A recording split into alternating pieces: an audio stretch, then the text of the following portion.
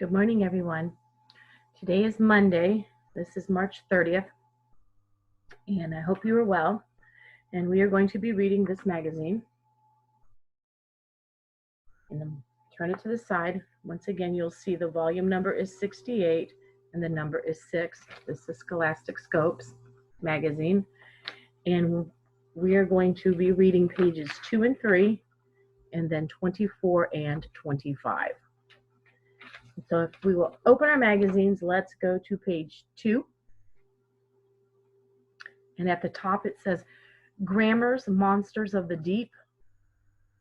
And we always start on page 3 at the top in the hint, and we're looking at the difference between its, ITS, and its, IT apostrophe S.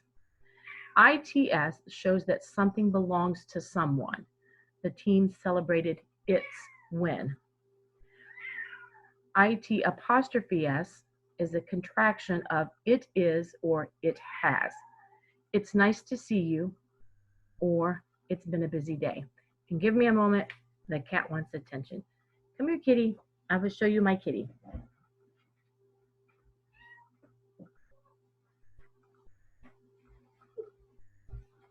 This is Flapjack, and he seems to need some attention today. Say hi. All right. All right. So then IT apostrophe S is it is or it has. It's nice to see you. It's been a busy day. And ITS shows possession, and there is no apostrophe there. So let's start. The deep ocean is filled with monstrous wonders. As we are reading, I'm going to stop and I will tell you which it is. And I will let you see my kitty while we read. Here you go. You want to read, or do you want down? Yeah, hi. Do you hear him purring? The midnight zone. These 3 unusual looking fish can all be found in the deep ocean, more than 3,000 feet below the surface. This region is called the midnight zone because it's dark. IT apostrophe S. It is dark as midnight there. No sunlight reaches that far down. It's impossible. It is, so IT apostrophe S, impossible for humans to survive in the midnight zone without special equipment. But many creatures thrive in this dark, cold underworld. On down to the fascinating finds.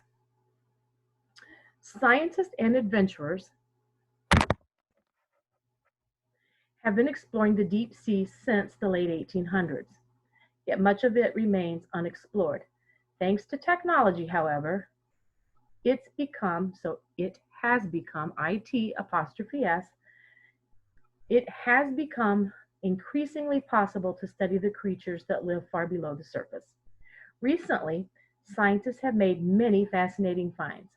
They've discovered a sea worm that shoots sparks from its body, and since it's possessive, it's just ITS with no apostrophe. Its body when threatened. They've spotted the fangtooth, one of the deepest dwelling fish ever found, and they've studied the viperfish, which spears its prey. Once again, prey belongs to the viperfish, so it's just ITS with its long teeth, ITS, because the teeth belong to the viperfish. What monstrous wonders will scientists find next?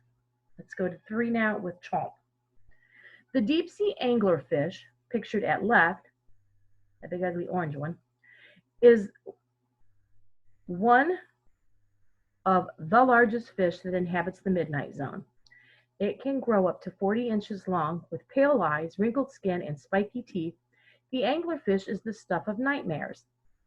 Its secret weapon, ITS, because the secret weapon belongs to this anglerfish, is a bony rod that sticks out from its head. Once again, the head belongs to the anglerfish, its possession, so it's just ITS with no apostrophe.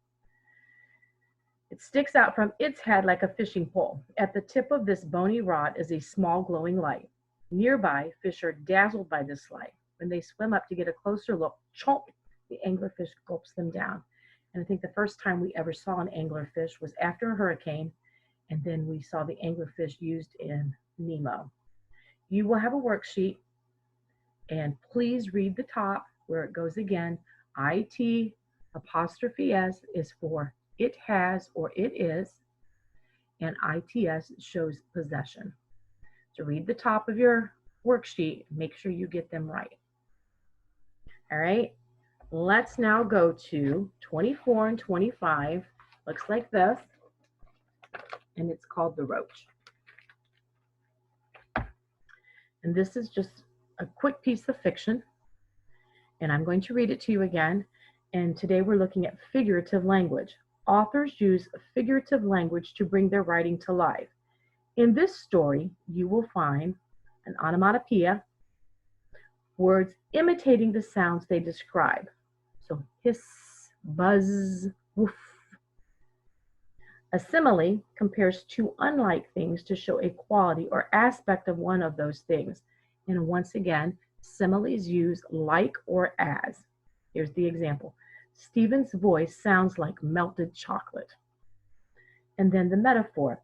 It works just like a simile, but it doesn't use like or as. Stephen's voice is melted chocolate. I have a cat fur in my eye. All right. We're not going to be underlining. We're just going to read it. Whoosh. A whisper of wind across her cheek jolted Mona awake. As she blinked in the darkness, she felt a tickle on her forehead. She thought about turning on the light, but then she'd have to face the facts. So she lay still, her heart thumping so loud it shook the bed. Here were the facts. A cockroach scurried across her face. Yesterday, her brother Edward left for college. And number 3, Mona didn't know which was worse. I am going to pause this video and get rid of the kitties.